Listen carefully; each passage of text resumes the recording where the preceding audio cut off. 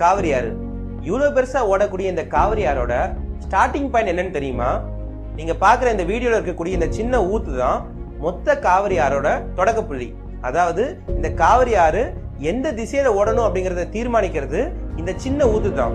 அதுவே இந்த காவிரி ஆறு தான் ஓட வேண்டிய இடங்களுக்குலாம் ஓடி கடைசியா கடல்ல கலக்கும் போது கடலோட கம்பேர் பண்ணும்போது தொடக்கத்தில் இருக்கக்கூடிய இந்த சின்ன ஊத்து ரொம்ப ரொம்ப ரொம்ப ரொம்ப சின்னது. ஆனா காவிரி ஆறு ஓட ஆரம்பிக்கிறதுக்கு இந்த ஊத்து தண்ணி ரொம்ப அவசியம்.